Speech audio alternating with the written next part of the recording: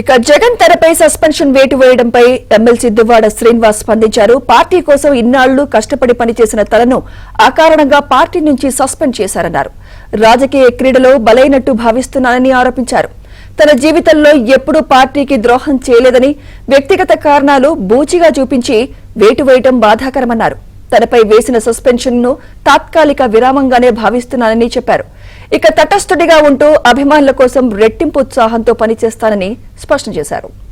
గట్టిగా ప్రతిపక్షాలు ఈ నెల 22వ తారీఖున వైఎస్ఆర్ కాంగ్రెస్ పార్టీ నన్ను సస్పెండ్ చేసినట్టు విడుదలైనటువంటి ఆ ప్రకటనకు ప్రతిస్పందిస్తూ నా అభిప్రాయం తెలియజేయాల్సినటువంటి అవసరం ఉంది కనుక వైఎస్ఆర్ కాంగ్రెస్ పార్టీ గురించి మాట్లాడే ముందుగా నాకు ఈ స్థాయిని, ఈ గౌరవాన్ని, ఈ హోదాను ఇచ్చినటువంటి జగన్మోహన్ రెడ్డి గారికి నా ధన్యవాదాలు నేను తెలియజేస్తున్నాను. మరి ఈరోజు పార్టీ కోసం చాలా కష్టపడి పనిచేశాను, గొంతై మాట్లాడాను, గట్టిగా ప్రతిపక్షాల మీద విరుచుకుపడ్డాను. ఎంతో కష్టపడి పనిచేసినటువంటి నాకు అకారణంగా వ్యక్తిగత కారణాలు అన్నటువంటి కారణంతో నాకు సస్పెండ్ చేశారని తెలిసింది.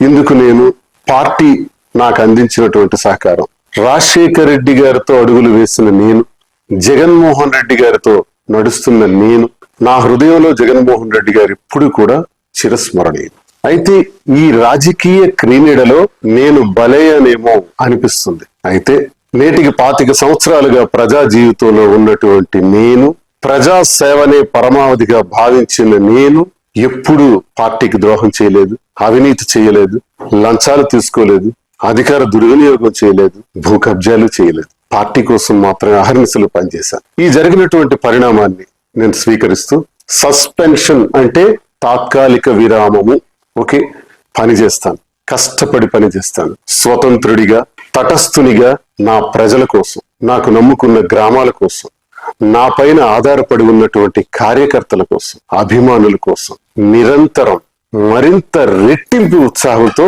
పనిచేస్తానని, ఎవ్వరూ ఆందోళన చెందవలసిన అవసరం లేదని, నా అభిమానులందరూ కూడా ధైర్యంగా ఉండాలని, ప్రతి ఇంటికి ఈ దువ్వాడ శ్రీనివాస్ వస్తాడు, నా ఊపిరి ఉన్నంత వరకు మీ సేవలో నిమగ్నమై ఉంటానని తెలియజేస్తూ